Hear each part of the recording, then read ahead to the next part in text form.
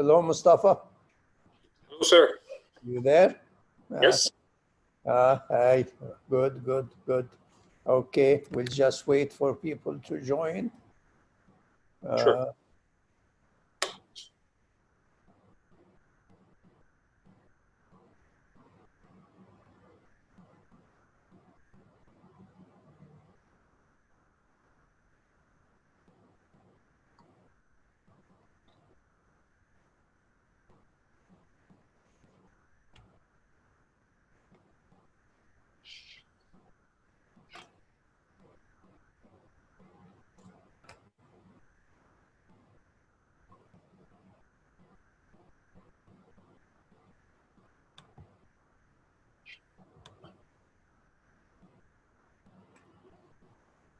Okay. Should we go ahead and get started? Are you ready? Sure, absolutely. All right. Good afternoon, everybody. And I don't know where you are, so it could be good morning or good evening or good afternoon, but welcome to our pre-conference session and seminar of IAMOT 2020, the 29th International Conference on Management of Technology. I would like to welcome everybody from wherever you are located. And as you have noticed, this year, for the first time, we use a virtual platform for our sessions. This is the workshops before the actual start of the conference, where we invite speakers on specific topics of interest to IAMOT. And today we have a very important topic, actually, and that is related to technology in government. And I am indeed very pleased and proud, actually, to have Mostafa Ghaly as our speaker today, because Mostafa started as an engineer and a serial entrepreneur. So he is indeed straddling both areas of scientific knowledge and entrepreneurial activities. Mostafa has a Master of Science degree in Management of Technology from Nile University, and I am very proud of that, because his career also speaks aloud of his capabilities. He started working for the Ministry of Planning in Egypt and became the deputy minister responsible for technology and innovation. Certainly, this is a very big task, and Mostafa performed brilliantly in it. He initiated and guided a number of strategic digital transformation projects that achieved both national coverage as well as were very effective in transforming certain areas in government. So he worked on financial ecosystem. He worked on the automation of system for handling the national investment budget, national spatial data infrastructure, and the daily satellite imagery system for land monitoring and control. Those are some of the projects that he worked on, and you can see the importance of each one of those projects from a national point of view. Mostafa has a significant exposure to various approaches and systems from around the world, but the most important thing is his passion for transformation and finding new intersections that can enhance the impact of national technology-driven systems. So without any further ado, I'd like to welcome Mostafa to the platform and invite him to start his speech. Mostafa, it's all Thank you. Thank you. Thank you so much. Thank you, Dr. Tariq. Thanks to Nile University and all the team who took a lot of effort in arranging this conference and this session.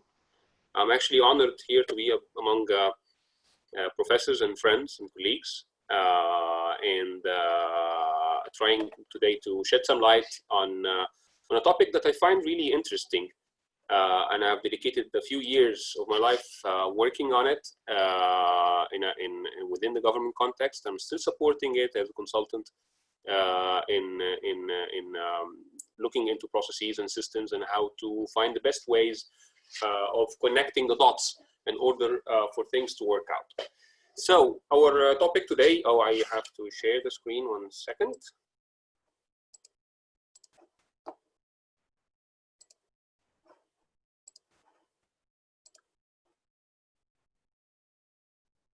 All right. I think now it should be clear to everybody, right? So our topic is GovTech, and this is a very wide spectrum. I mean, some people regard it as a platform for providing government services to citizens. That is just a portion of the entire story. I like this diagram that the OECD has generated. It shows GovTech and all the SDGs, because it's actually government in intersection with technology can impact so many dimensions. And totally transform the lives of the citizens.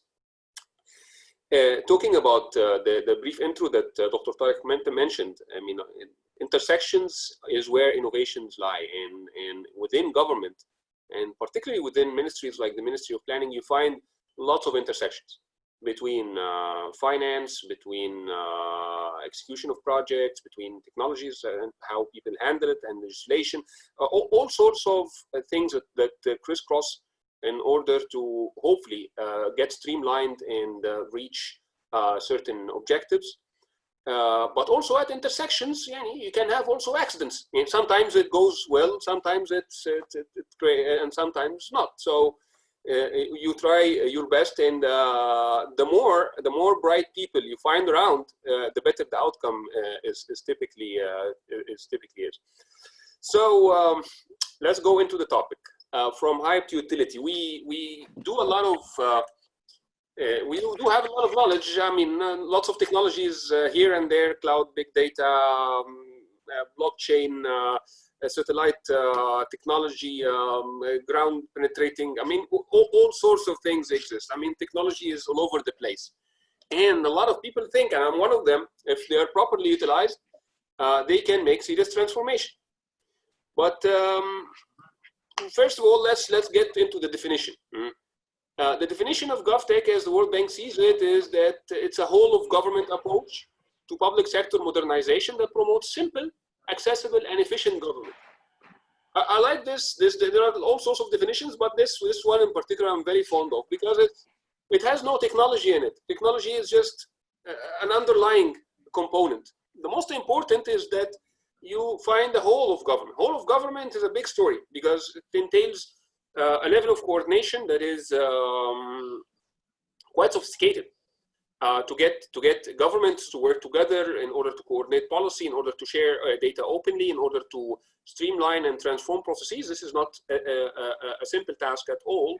Some governments do it better than others, and there are ways of making these transformations work better. And a key word here also is simple. Simple is very key. Simple on all levels.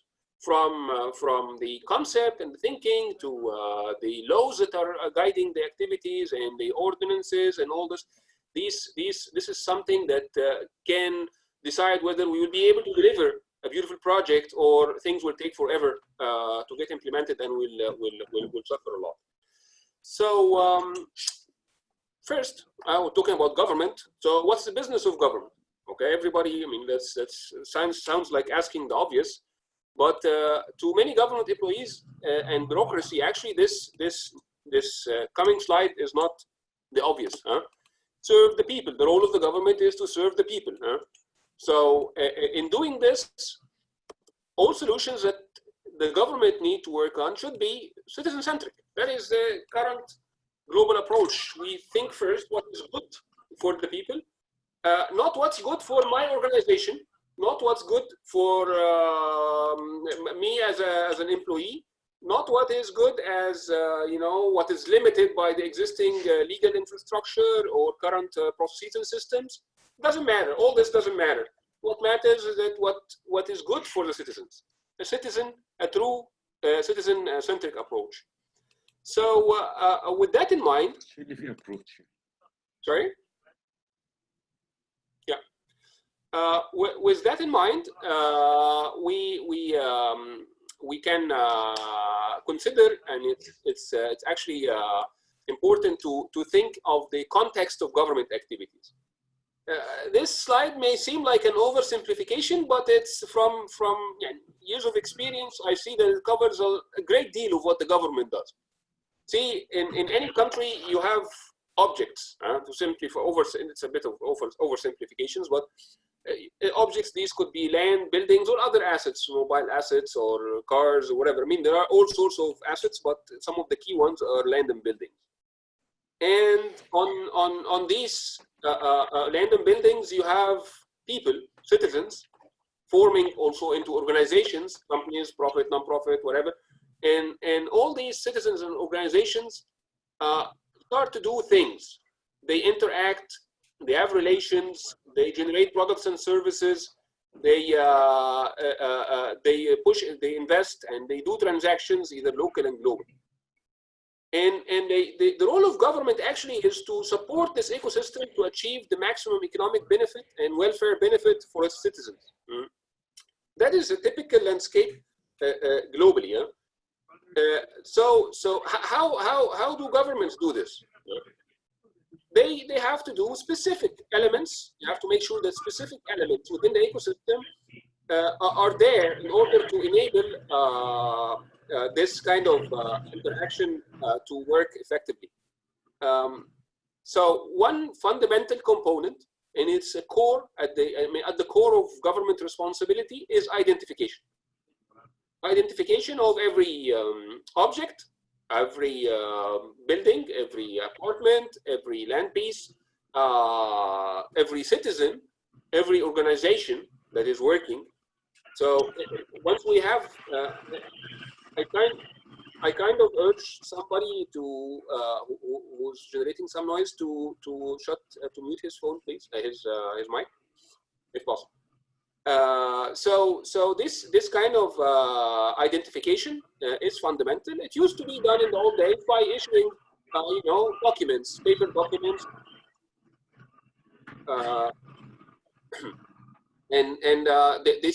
or building some databases like the national ID database like we have in Egypt, which is a common practice all over the world. They do it with different degrees of efficiency. But in this day and age, identification, and we'll show an example within the course of this presentation, can become a serious driver for transformation if it is designed from the beginning as a total stack. Like we build the new ID. The new ID is referenced properly. It's available via APIs to third-party operations, and it can serve multiple objectives. And it's linked to biometrics. It's linked to I mean, when we do this, then and it can connect easily with the financial ecosystem, then identification becomes something of a change maker. I mean, simple activity of just identifying a person or a piece of land. That is one fundamental component that sometimes it's underemphasized. Another layer is permits or authorization. So you issue a construction permit, or a land use permit, or an authorization for a factory to produce a certain food or something. So this is an authority that government has, and it depending again on the efficient use of this authority and deployment of it, the population can see significant benefit.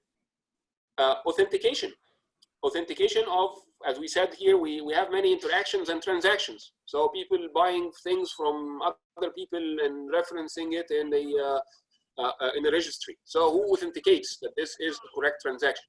And this is actually, by the way, one of the fundamental issues that need to be handled when you get to deal with the blockchain, for example. Who is the authority? I mean, you cannot just go to the people and tell them, authenticate each other's transactions, and if there is a legal case, then we'll go to the blockchain and we'll convince the court to use this evidence. Maybe this can happen if once this becomes government backed in a sense, while again giving distributed framework for operations. But it's things that are really crucial for national functions to happen, that still that any authentication layer is backed by a government somehow, or a credible institution like a bank, or central bank, something like that.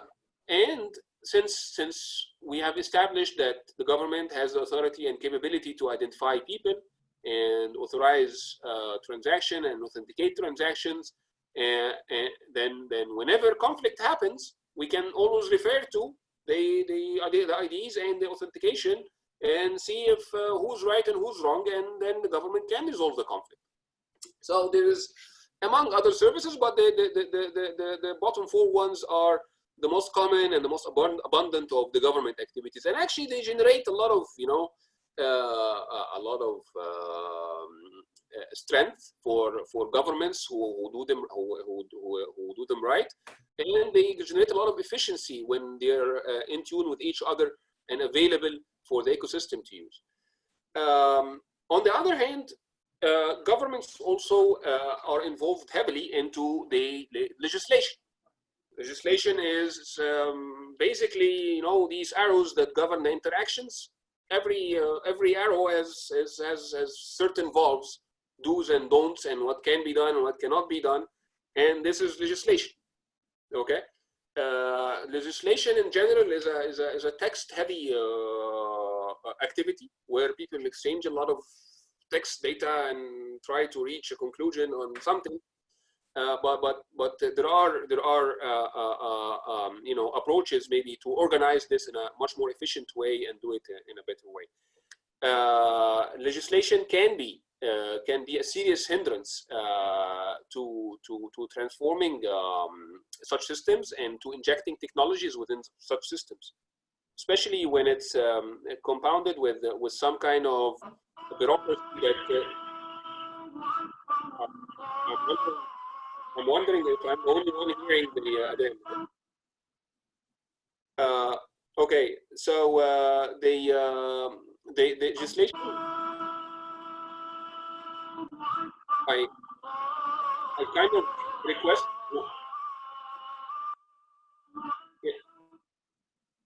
Can you hear me?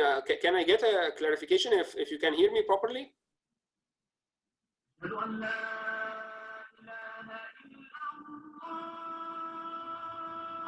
Yes, we can hear. Yeah, can you also hear the adhan in the background? Yes, Mustafa, we hear you and we hear the adhan as well. Okay. Both of you. I wonder if somebody can mute it. I mean, because it's too loud. So anyway. Can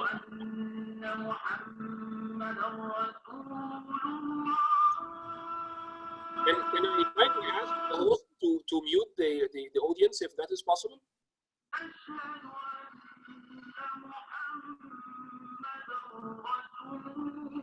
لو حد فتح مايك من فضلكم. Hassan, would you please mute your microphone, please? Hassan Miligi, would you please mute your microphone? Thank you. Okay. So anyway, I'll try to continue, and or Nazar, if you can just mute from your side as host. Okay, Mustafa, I will do that. Thank you. Okay. So again, we'll dive into legislation later. So and another part of government role is to plan, guide, and enable activities, and that takes a significant amount of effort and coordination across the government, creating incentives, and guiding activities, and planning specific projects to mobilize things. So another key role is collecting tax and managing national budget. I just cannot speak to destroy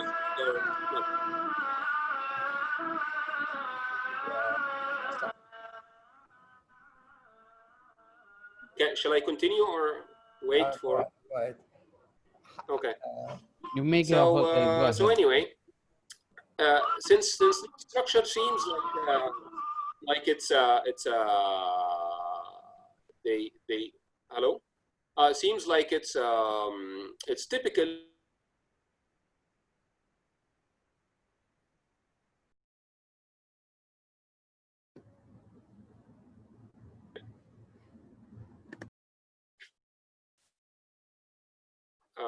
Are we good? Can you hear me? Sorry. Yes, we can. Yeah. Okay. So it's this kind of structure is repeatable. I mean, the typical environment exists all over the world. In every country, you have variations of it somehow, but it's more or less the same thing. And in a sense, you can look at it as digital people and technology people as a platform. Simple. We have some registers, and above them a layer of trust and consent. And then we have common platforms that can provide the services to the citizens. Okay, very cool, very simple, huh? And in a sense, also we can think of government as a service. That you can just get municipality in a box, and you get financial services, government related financial activities, also streamlined using standard techniques with little interventions, and link all these to analytics, cloud computing, robotics, automation, and all those data sources, and you get a robust service that is providing good service to the citizen. Unfortunately, this is not the case. It's not as simple as it seems. Government is a complex exercise, and there are a lot of transformation traps. So this is the simple case that everybody thinks they connect government to technology and everything is nice and dandy. However, there are transformation traps. They start with outdated, obstructive legislation. If we take the case of Egypt, for example, we are sort of an old country. We have things in legislation that dates back way back. We have something in the trade laws that dates back to 1880 something. Huh?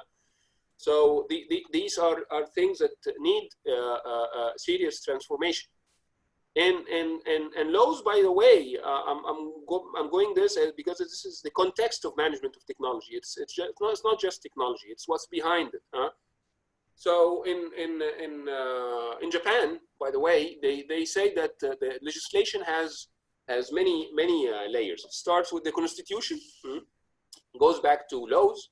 Then under laws there is what's called executive regulations, and then you have circulars and ordinances.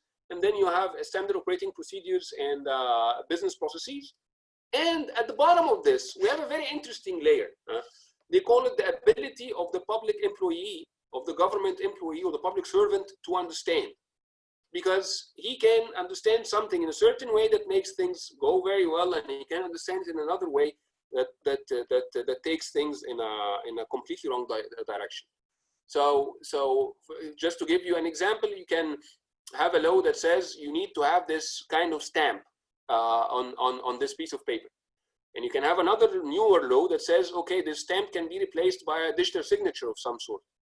And the employee has two laws in front of him. Supposedly and legally, the latest one is binding, but he can also refer to the old one and say, I have a law that says so and so. This is a situation I've seen firsthand, actually. It took a lot of time to fix. A better way of fixing it may be something really creative in the way laws are being designed and adjusted, but it's a long story.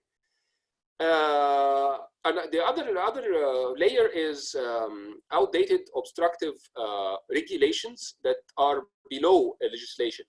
These are easier to change. These are like ministerial decrees, governor's decrees, and the likes of it. And you have underneath it outdated business processes, easier to change. I mean, the more you go down, the easier the situation becomes. But if you go higher, then you need to talk to the parliament, president, cabinet, and it's a lengthy discussion in making changes. But these kind of traps actually, and identification of them paves the way for the coming discussion. So the situation gets more complicated by the poorly trained, unenthusiastic bureaucracy, and that is organization centric. Anything outside their organization, it's not their responsibility. They don't want to do anything that has to do with any activity that is not connected directly with their immediate tasks. And they're typically a close culture that is dependent on legacy systems with a lot of fear of failure consequences. So for them, it's a lot safer not to do anything. I mean, just or make small incremental changes. So these transformation traps lead us to the key problem number one, the turtle problem. I call it the turtle problem because it's related to the bureaucracies. Bureaucracies prefer incremental transformations, and this is, by the way, not only Egypt. It's typical. I've seen this in many contexts. Incremental transform. I mean, if you go tell them I want to transform the system, they will not tell you no, but they will tell you, well, instead of having this piece of paper like this, I want it as PDF, and if you want to have this document, I want it scanned. No, you talk about the actual digital transformation and going to the digital records. That can wait. I mean, I have no clue about this. They have no clue about this. But for incremental transformations, they can see more predictable results. They can preserve their current status quo, which can be totally eliminated, by the way, if new systems come in place. It's less mentally demanding and it's safer, less mistakes. And the last one here is the biggest of the problems. They remain the business owner. So they give the business to the rabbit, which is another problem. The rabbit is, I call here the technology companies. Technology companies and technology people are interested in delivering the projects. I mean, I have a mandate. I need to deliver the projects. I mean, if you tell me go and change the law, that's not my business, sir. I just forget all what I know that digital by default, think digitally first, and all this. No, I want the project. Who owns the project? Who owns the business? The bureaucracy. The bureaucracy tells me do this, I do this. So we get eventually all sorts of solutions from very famous companies and professional companies who know exactly what the right thing to do. But these solutions have lots of issues that they have done a lot of work to automate outdated processes. They ignored best practices. They have done minimal re-engineering, and eventually the systems end up with minimal impact. And after a few years of blocking other transformations, they need to be replaced again.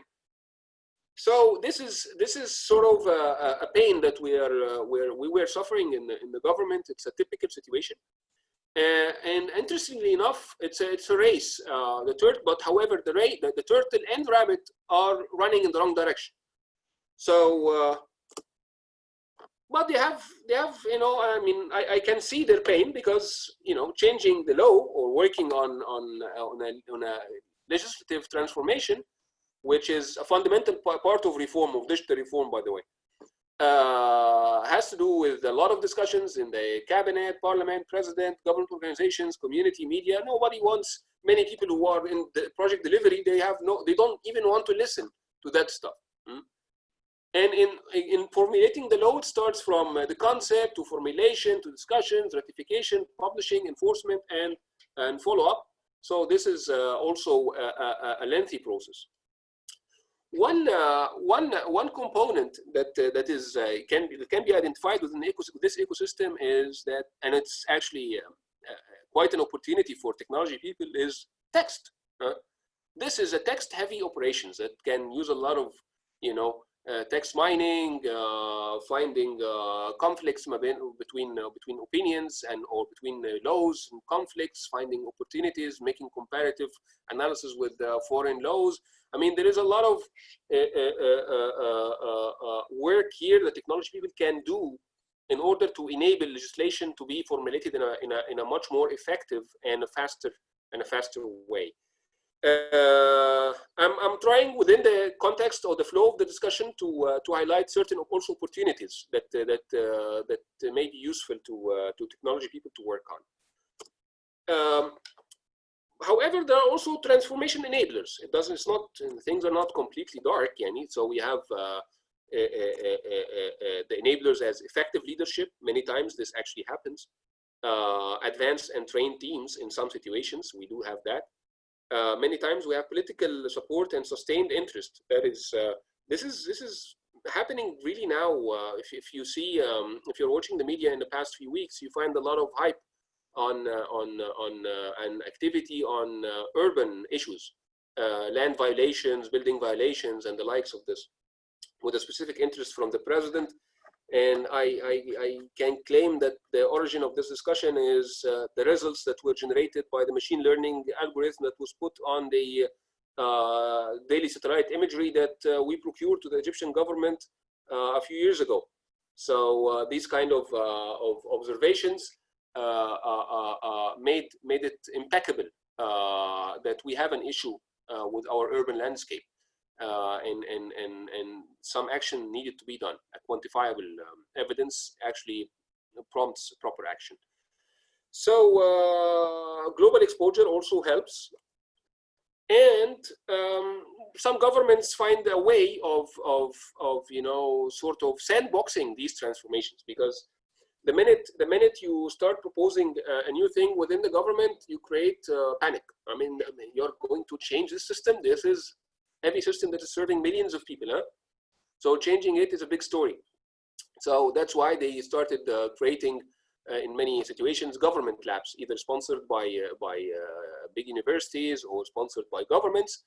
So government labs enable innovators and community, not only government employees, to think freely on what needs to be done in terms of technology systems, in terms of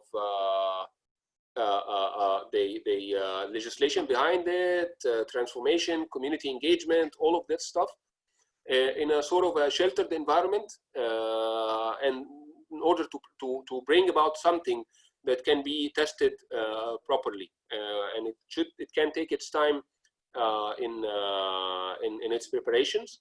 So so when it gets deployed, it's everybody's comfortable that its chances of success are quite high. And it also gives a chance for government employees and bureaucracies to explore firsthand what the solution is, instead of jumping to kill it at its infancy.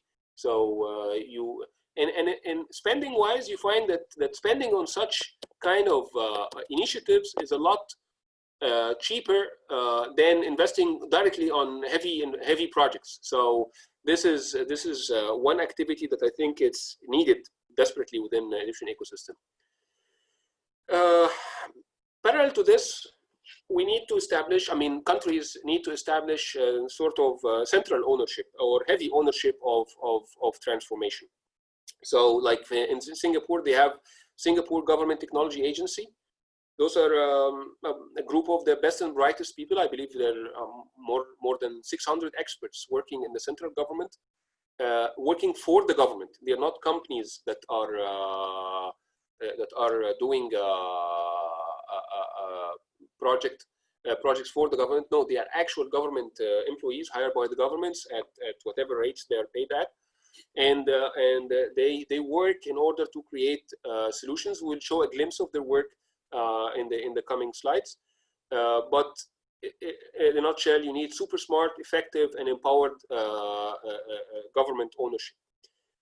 Okay, let's have an interesting case. I thought it would be nice to take it out of the abstract and bring an actual situation.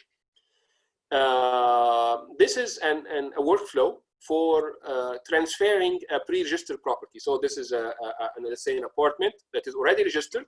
The government knows everything about it. And we want to transfer it from seller X to buyer Y. Very simple, huh? You think it's very simple. However, from all the lines here, you find you're scared. So I left it in Arabic because it doesn't matter. I mean, what matters, I'm gonna show. Here you have a start, and here you have either accept or reject. Okay, that sounds cool. But in the middle, you have tons of revisions. Revision 1 from the head of the place. Revision 2, initial technical revision. Revision 3, another second technical revision. Revision 4 and 5, these are engineering revisions, and another supplementary engineering revision. And revision 6 is another engineering revision, final engineering revision here. And revision 7 is again to the head of the place. That's before making a decision. Working in the government, and if we have no technology, I mean, historically speaking, I understand. I kind of understand how this evolved.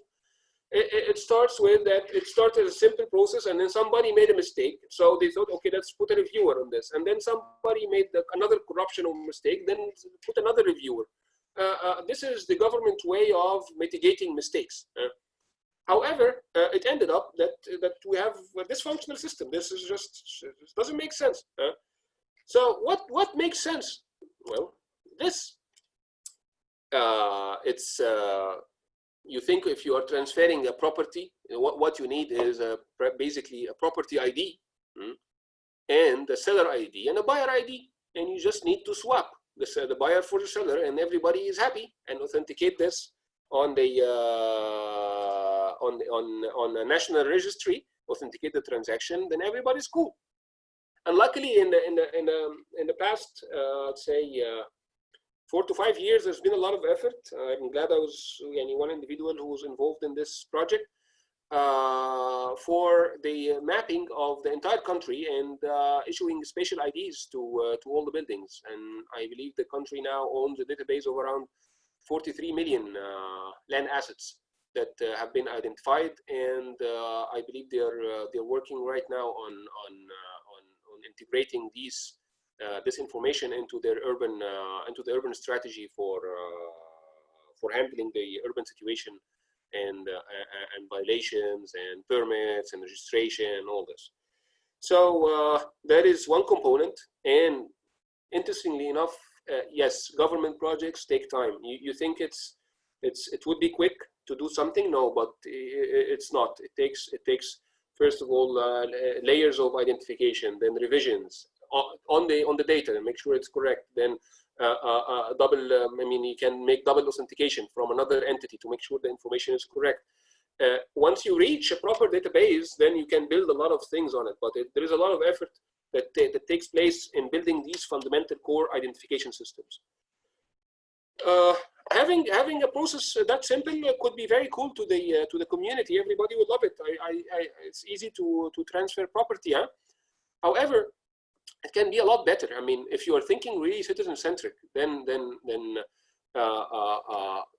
what you can do is a lot more as a government. As we said, government people own a lot of things, and they own a lot of intersections. And if they wish, and if they are able, and if they are empowered to do what they have in mind, and some of them, then they can do a lot of good.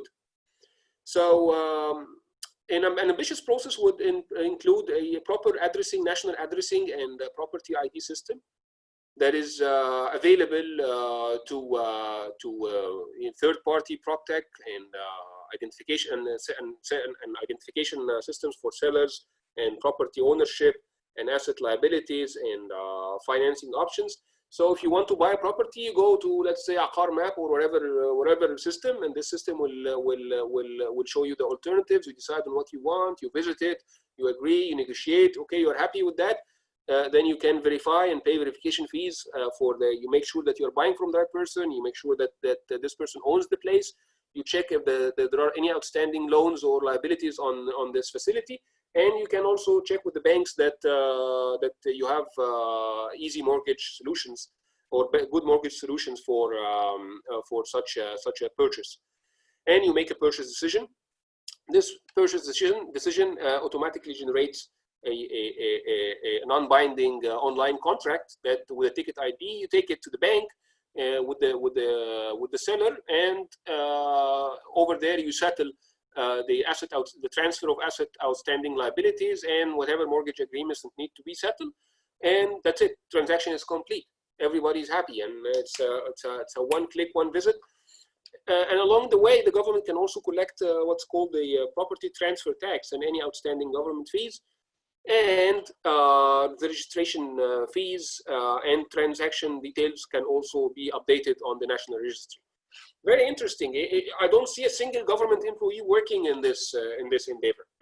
So we can actually have a one-click, one visit, zero work from government, happy citizens and banks, and significantly more income to the government.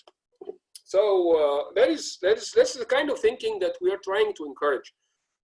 We have been trying to diffuse this kind of thinking within the government ecosystem, and I believe with a certain level of success. I mean, we cannot claim major successes. We have been involved in some significant projects. We have made an impact on a few people, and we have left some working systems that are useful to the country. But I believe that these systems can do a lot more, and with a lot more support and coordination with a much wider network, there is a chance to make a bigger impact. So interesting. So can we even make it better? Yes, of course. Once the transaction is complete, okay, then you have bought a new asset, and this new asset is something that entails that you have changed how do you say it, the address, so you can automatically update it on the ID and driver license. You can also change the electricity, water, and gas contracts directly without waiting for the citizen to request it. Notify buyer with relevant nearby government services and how to access them. Or if the buyer needs to transfer children to a nearby school, if yes, then initiate immediate activities. And you can do a lot more with that. The important thing here is to, again, think citizen-centric. I know this is sounds like a dreamish scenario, but it's not that tough. I mean, it's not that impossible. It's tough, but it's not impossible. 1 second. Okay. I just mentioned one aspect of activities for government as an example, and just to draw your attention to the aspects associated with this kind of transformation. But it's a larger context. So property registration, for example, is just the tip of the iceberg for a much larger national context. If you want to understand it, and I think it's important because strategic fixes needs strategic thinking. And strategic thinking needs to really dive into the details and why are things happening the way they are. Why are most of the Egyptian properties not registered, for example? I tell you, the main reason is that we have lost the chain of ownership, like who owns what, and when it was transferred to this person, to that person, to that person. So it became really complicated to authenticate who is the immediate owner of this property right now. But to do this, we need to, I mean, countries do this. I mean, go to the birth of the real estate. The birth of the real estate starts with the construction permit system, and then which issuance of followed by the issuance of a property ID, and initial property registration, then registering property transfers, then linking this to the property tax and local government system. When talking government, we need to talk ecosystem. It's not islands, and you rarely find within the context of government people from specific organizations who are interested in this wide landscape.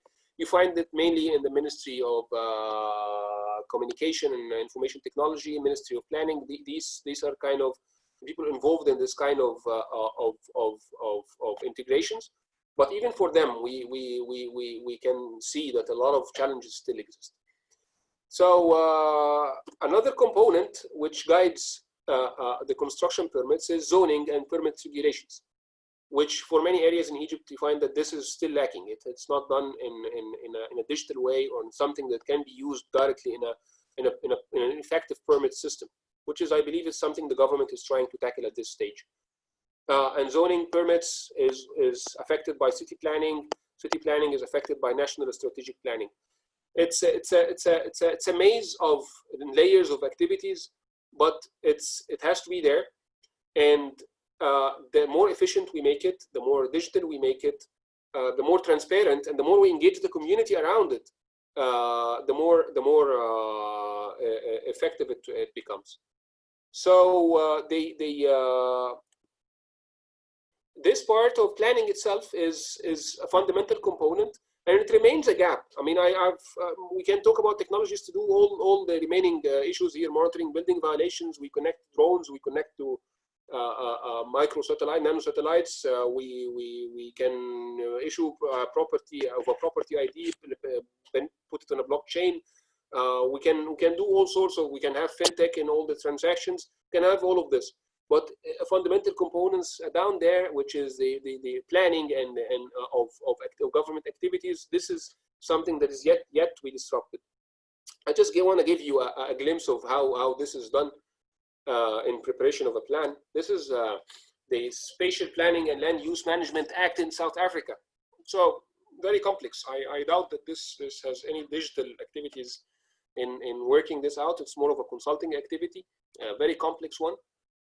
Trying to guarantee spatial justice, spatial sustainability and efficiency, and spatial resilience, and good administration. So imagine all these variables, and many of them associate actually with openness and with community involvement and the likes of this, which open a way of communicating with the public community. So mobile application solutions to make the public involved in what they need from such systems. And these actually principles get applied on various levels, on the national, provincial, regional, municipal, or precinct level. So you go from as high and socioeconomic context for the entire country, up low in the precinct level at the streetscape and the facades of the building. And there is a kind of a context as you're moving down. I mean, if you agree, for example, that a certain village would look in a certain way, then you might find that you need to give budget for people to paint it, something like this. But again, the more you go local, the more you give authority, and you should give authority to the local people to decide on what they want to do. But put in mind that these are the planning decisions that take place. Another layer that is important is coordination between government activities. So this looks complex, but in a simple way, if you want a hospital to work, then you need to make sure that the road that is connecting to it is finished and the utilities are complete before the hospital gets completed. Otherwise, you have put a lot of investment in something that will not work. So this also requires effective government coordination. Coordination. This is a big word, and it can be enabled digitally, and can also be enabled physically. In one of the effective coordination models that I've seen is actually what the Malaysians do. They do something called delivery labs. When they want to make a project that is complex, they just bring everybody in one room or hotel or something. And trap them on that hotel for as long as it takes to come up with a coordinated action, a detailed coordinated action for things to happen. So again, this is what is below technology. You need to fix the bottom layers that makes any implementation of technology or other projects effective. One way that can enable such activities is data, of course. I mean, the more you provide data to this ecosystem, structured and non-structured and properly qualified data, the better you can make a planning decision, and better you enable the people to make the right decisions. Or sometimes have the system make the decision. So having simulators for different national data models and needs, and food and energy and water and transport, it sounds like ambitious projects, but these are actually things that are desperately needed. They haven't been completed you always find some Excel sheets here and there that are simulating something, but it's not something that is really sustainable. It's not knowledge that you can build upon every day. I think these kind of models, and I'm outlining here also a serious academic opportunity, is something that is more of an academic product that needs to be evolved and built in a way that is easy to adjust and modify as you move forward, and avail these kind of solutions to governments in order to use for their own decision making, because this is not going to happen inside government. They just don't have the time to work out these kind of details and linkages and interactions. So in a sense, we can, as we said, we can have government organizations using these kind of data-driven simulations, and also knowledge infrastructure, knowledge people also having access to this. And this is how this kind of models and factors and parameters gets optimized over time. Can start with simpler approaches, then evolve over time, but it's something that is I think it's a fundamental component of the future of government operations. This can be aided dramatically by real-time economy and the abundance of new data resources. So who is buying what, where, and mobile transactions and mobile activity, movements, all this, these are all new information that can be real-time and collected with, and we can guarantee that it is mostly authentic. So we can build a lot of planning decisions on them. Right now, these are not actually conducive they're not being utilized, let's say, for this specific objective. I think in the coming future, this should become a trend. It will enable much more effective planning activities, which again lies at the core of a GovTech. So I'm trying here to expand the spectrum in order to tease the minds of all the bright people in order to find smarter ideas here and there, and who's working on what later on. And I would be glad to anytime to share additional knowledge or resources I have in this direction. So how technology can help in this context? Okay, lots of technologies, and lots of people actually know that a lot better than I do. But the important thing is that without considering all what's happening in the background, the chances of reaching the proper impact and real success becomes really limited. And we do not really become competitive with other countries who are taking fast leaps in making big transformations and cleaning up their legislative system, cleaning up their processes, training their people aggressively, building government labs, building central operational modules or organizations that are capable, that are citizen-centric, not organization-centric. So anyway, the solutions that could be very useful in this context, like cloud solutions, is a basis for cross-government horizontal platforms. Horizontal here is an important word. It's owned by everybody. It's not a vertical. It's not owned by specific ministry.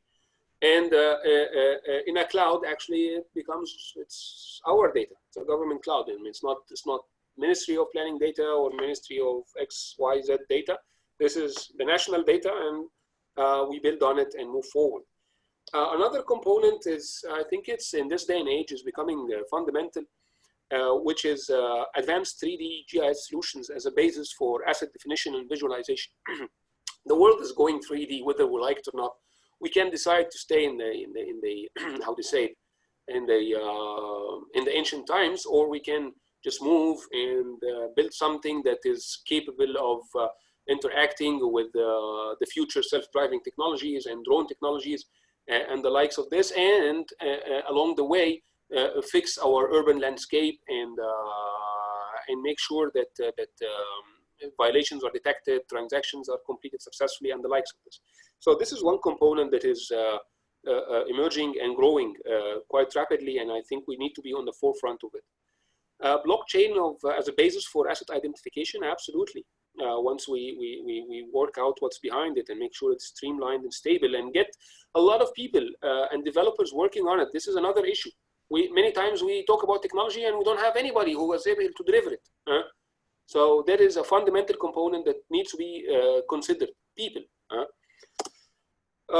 IoT, imagine if every property has like a car, I mean, your apartment, why not? It's much more expensive than your car, has an RFID or an NFC property tag on it. And this is linked to mobile phones, linked to transactions, requests, and everything. Dealing with local government, dealing with tax.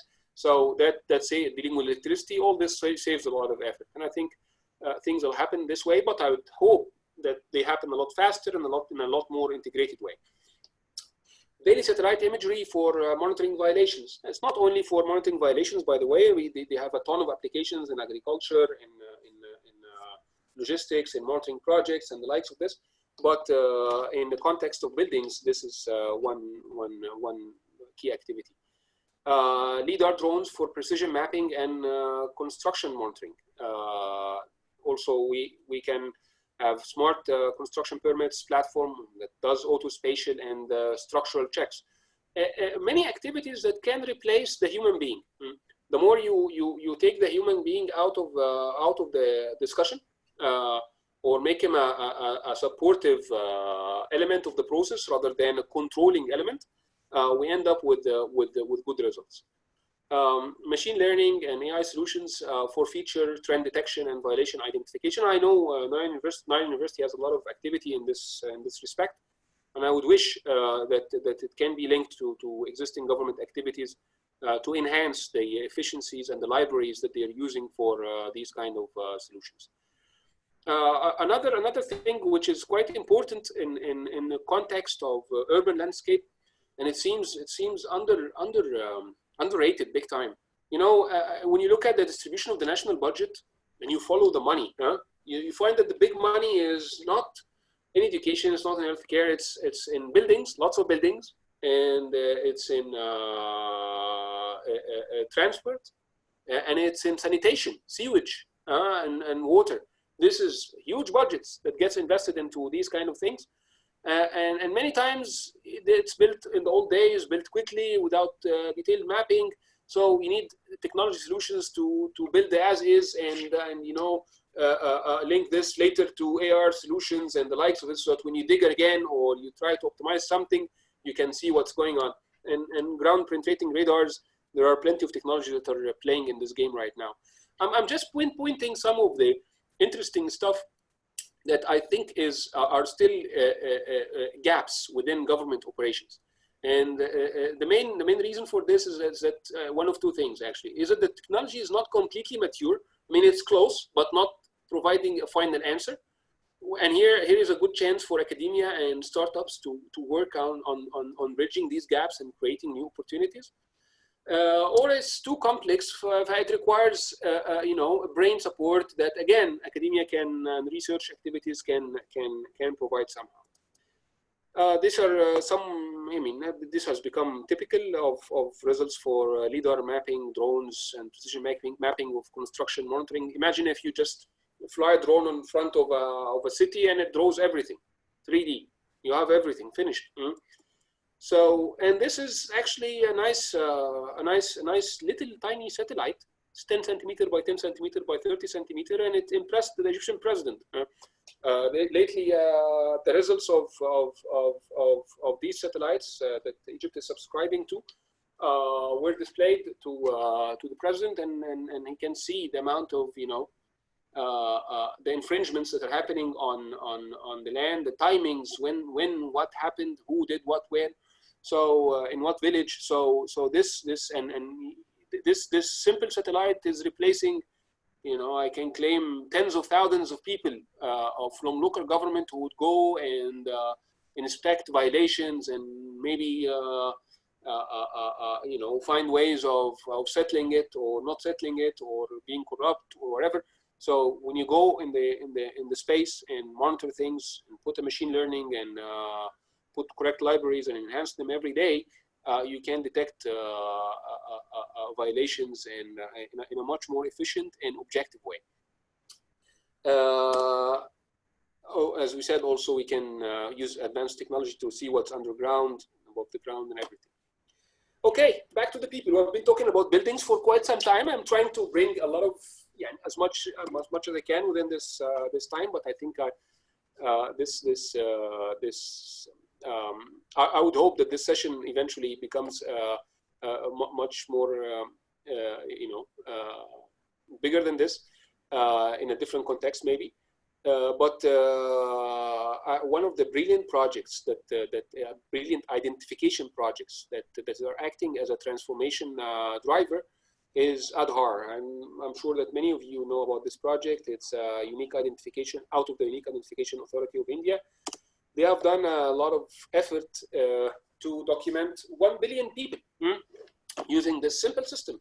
Just get the biometrics of the people, the name, the gender, the address, and mobile. Mobile is very important. I mean, in this day and age, your ID card is not enough. Mobile is extremely much more important. So you put mobile and link it biometrics, link it with a number, and here you go. There is a fantastic project that is transforming a lot of activities within India. Over the span of 5.5 years, they have reached 1 billion individual on that system. And I would like to show you a quick video on how it's working.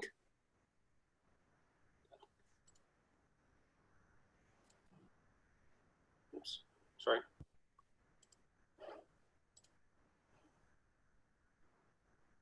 Am I still sharing screen? Can you see it? By the way, I'm okay if anybody wants to ask any questions before we show the video. I'm not sure I've been following the discussion. You want to show the video first? Okay, let's go. Let's prepare for questions. I'll show the video and then we go for further questions. Yeah. India's fast-growing economy is home to more unbanked people than any other country. Since 2009, India has added new pieces to its financial infrastructure. It has built 3 interconnected layers: a biometric identity database, simplified payments addressing, and market-wide digital payments interoperability. Together, called India Stack, these new layers have the potential to bring dramatic change. To see how it works, let's meet Seema, a garment worker who migrated to Bangalore from a rural region of Odisha. As a migrant, she does not have a permanent address, and banks often require multiple ID documents to open an account.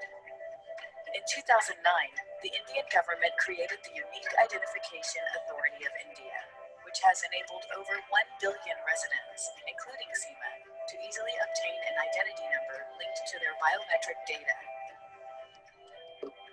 Using only her identity number and biometrics, Seema can now open an account quickly. And the electronic identity allows financial service providers to instantly conduct KYC checks. A second layer of infrastructure allows Seema to link her identification number, phone number, and bank account number under a simplified payments address. This address can be easily shared with her employer to receive her salary digitally. The third layer is a market-wide interoperable payments system. Seema can now use her phone to send money instantly to her mother, who has also recently opened an account at a different provider. Her mother can withdraw the funds in rural Odisha using only her ID number and her fingerprints. 2 additional layers are being added: the digital locker, where people can securely upload digital copies of personal documents, such as academic records, vehicle registrations, or birth certificates. And a new system for e-consent, enabling people to selectively share their personal documents and data. These new layers would allow Seema to share her key financial documents to apply for a loan or access other services. Together, The layers form a new national infrastructure connecting business, government, and hundreds of millions of people like Seema to the financial system.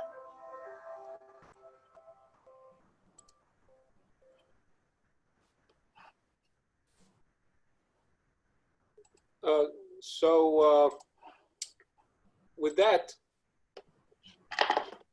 we can have some questions, or we can continue. And we have a few more Well, slides. we can have a couple of questions first, I think, Mostafa. Sure. Thank you very much. It's a great presentation, a bunch of great projects and so on. Very impressive. My question is a little fundamental in here.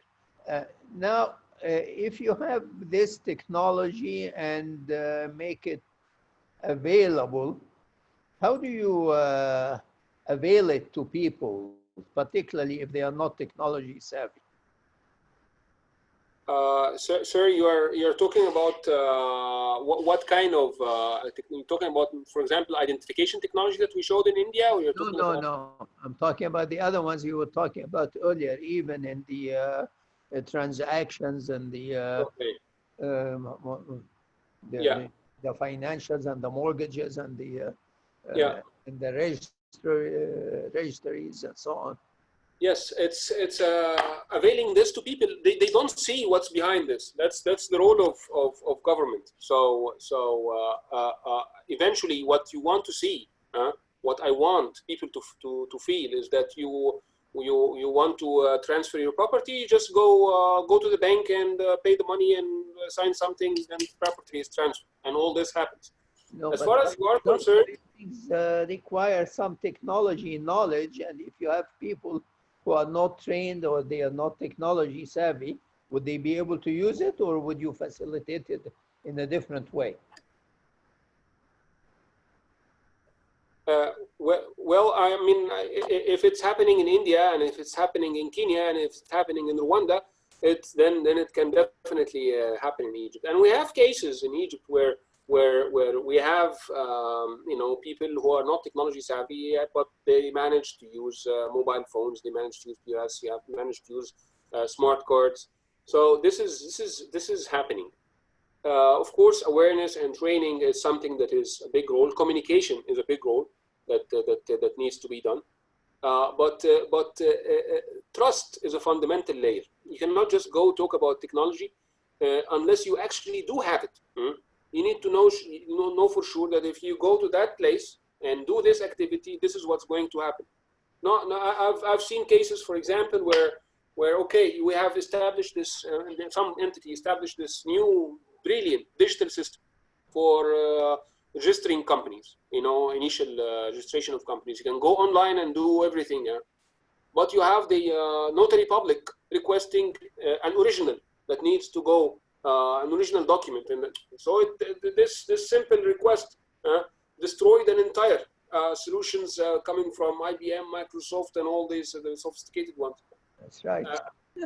So it became a nice, good to have website, but it's not working. You need to go to the place and bring the document, otherwise nothing is going to work. So what I mean from here is that this is the key pain. And if we leverage the efforts and the knowledge and resources in solving the key pain behind digital transformation, we enable it to happen in a much faster way, in a much more effective way. Okay. We have a couple of questions from the floor. Linda, you have a question? You want to state it? I think the question is, what are the key factors to achieve retrofit for optimal or close to optimal spatial planning in an existing society? Do you have any success stories to share? That's a tough question, I think the biggest thing is community engagement. That is very serious. I've seen it. But Egyptian government typically is not and employees are not tuned to community engagement. Let's put it that way. But in some cases, in some instances where certain, for example, NGOs go into the process and coordinate this discussion, we find things working in a much better way, where there are vehicles to communicate with the public on this.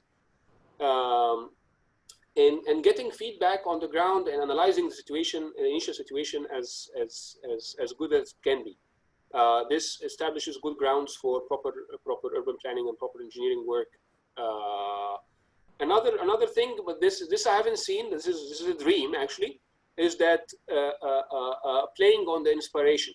You know, you don't just go and ask people for what they want. I mean, if you go in the 1800s and ask people for how to move faster, they will tell you, I need faster horses, huh? But you need to show them a glimpse of what the future could be. So maybe you invite the architecture students to draw a new plan for this village, something along this, and show them, would you like that? Then the argument becomes different. Yeah. I'm not sure if I answered the question in full, but at least I have. These are my 2 cents. Muhammad Amr, you have a question there? He was asking about the negative impact for government tech. Are there some negative impacts? What are they?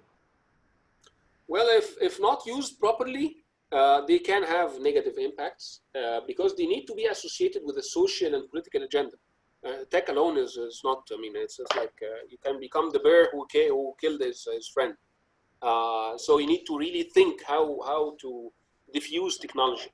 For example, registration projects in Egypt have been suffering significantly from historical issues in documenting the land boundaries and stuff.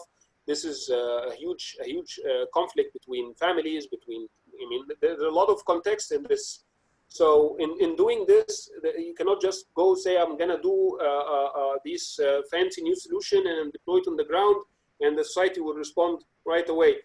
You need to take it step by step. With every new registration or transaction, you document it. You don't go and invade the entire ecosystem, and then you incentivize people to adopt these new approaches. You need to communicate and convince. So there is a lot of activities that need to happen to mitigate the short-term negative effects of such technology deployments.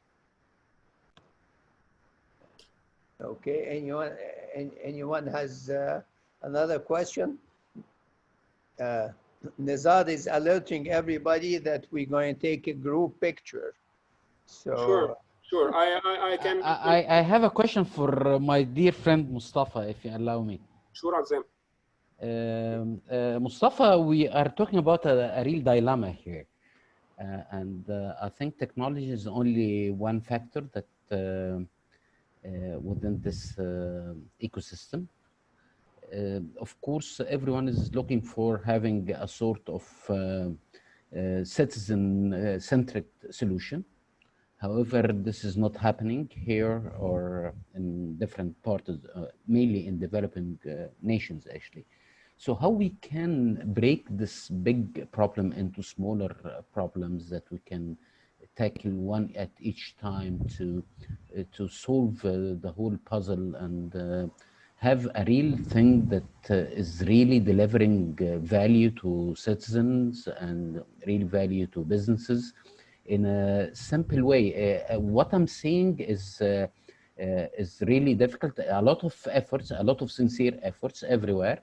I'm not questioning how people are sincere to make things happen. However, the impact is really debatable. The impact is very low and even frustrating more than easing things. So how we can solve this puzzle, how we can break things in a smaller pieces and deal with each piece together. Having this kind of sophistication and changing culture, building digital trust, it will take time. Uber built the digital trust in the Egyptian community in few months. Haran is another app that used to for delivering things and having hiring or renting a motorbike or having tuk-tuk or the small kind of vehicles is booming, because they managed to have a very simple, convenient way to deliver the service. Why we are making things complicated all the time? Why we are trying to build on also on what we have now?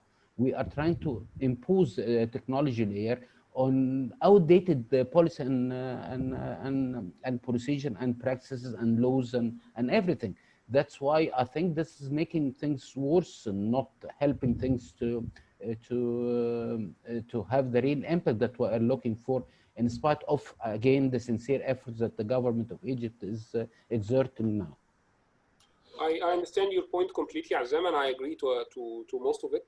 And I think the best way is first, you need to de-establish the concept that the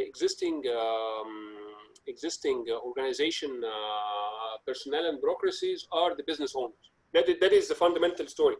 So people like us, when we go into government, we have our own opinions and ideas and everything and approaches, but we always get conflicted by that the business owner wants it this way.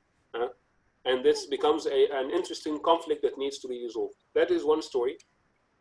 And the other part of the story is that the government needs a proper sandbox to protect, again, the bright new ideas and solutions in a sheltered environment until it's mature enough to be exposed outside, instead of facing the onslaught of criticism that and aggressiveness that may come from existing bureaucracy. So this concept of a government lab or a government innovation sandbox is something that is really crucial. I'm making in the conclusions of the presentation some recommendation for this kind of organization to be established. Also, some innovation challenges to incentivize people to think beyond the current limitations. Because if you start, as you said, with the current limitations, we go nowhere. So if this covers the point that you're mentioning, I may go to the remaining few slides, and in order to thank you, Mustafa. I think we need fresh eyes, fresh minds, fresh way of doing things, that we cannot just bringing the past to the future. It doesn't work like this. Yeah, I agree, of course. Thank you. Fresh is always key. Thank you. Sure. So going back to the presentation, I'll move a lot faster this time in order to. Yeah, we have a few more minutes. Yeah. So anyway, we are also, as in Egypt, looking deeply into financial inclusion. We have projects for automation of agriculture and subsidy systems. So the thinking along the Indian lines might be interesting.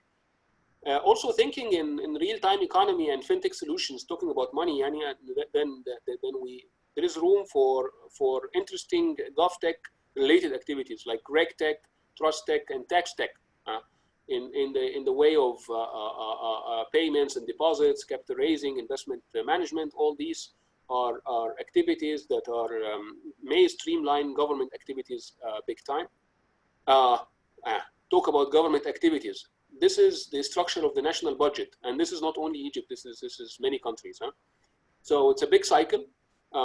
If you look down here, it's taxes and customs, which may come from all sorts of innovative fintech solutions. And if you look at the payments and receipts here, this is the money going out. Money going out, if linked to spatial IDs and spatial systems, you can monitor spending, you can check accountability, and you can monitor performance of projects, and you can link it to other technologies that are providing other information. Another key aspect that I find it very interesting is the concept that Singaporean people are working on, which is called moments. So instead of talking about transactions, it's a moment of childbirth, where you need to do 10 things. So you get one application that does the 10 things for you. Same thing for, as I said, the property registration or licensing.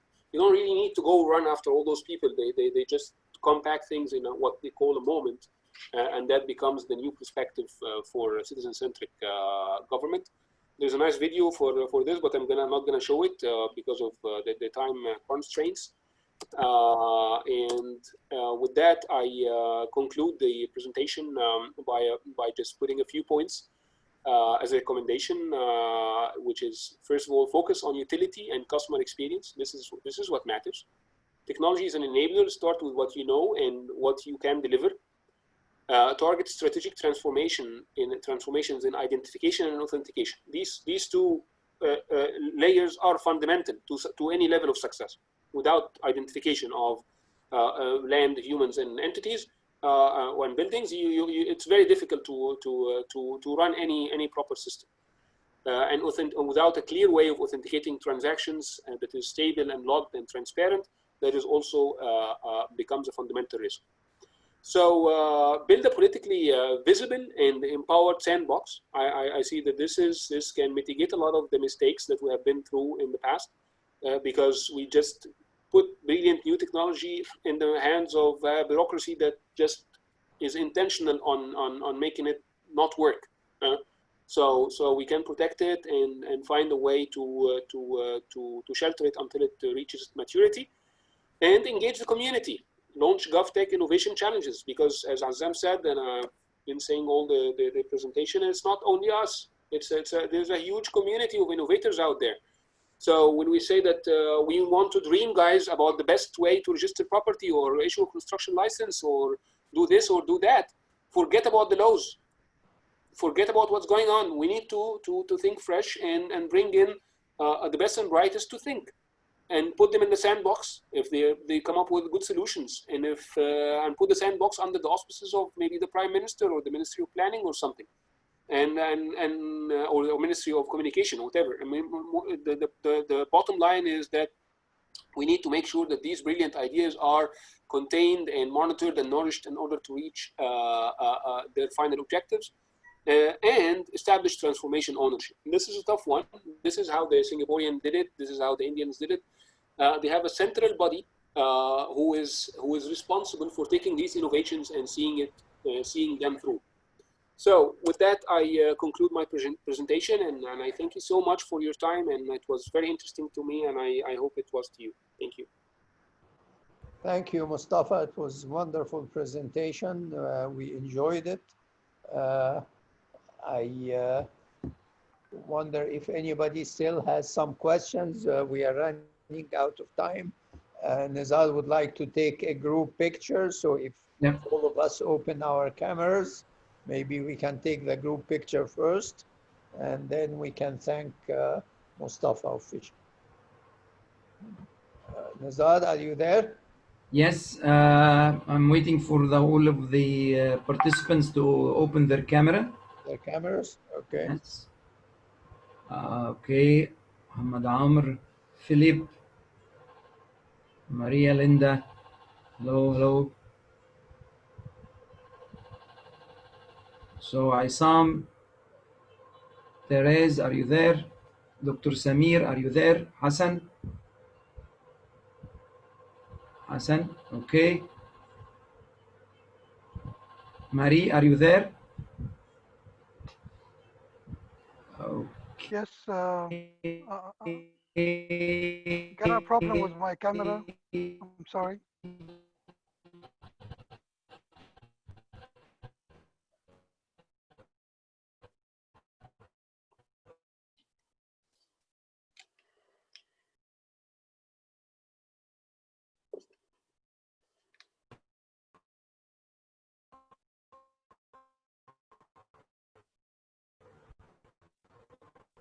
I'm sorry, I have a problem with my camera.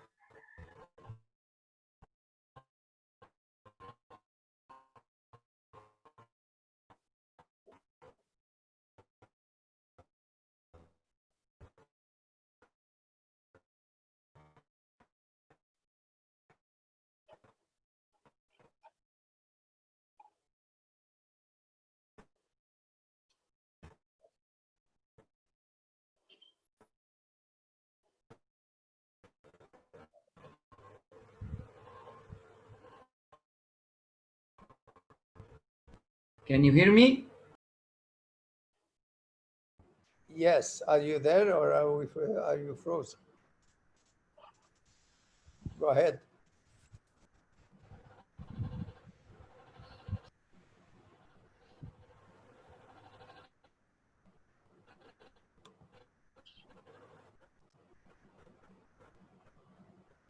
Good.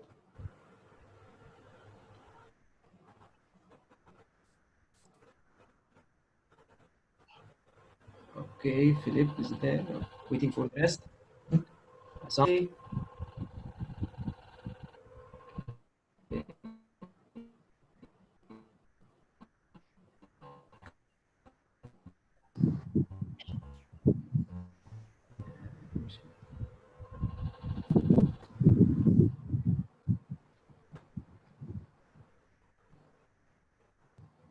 Going on.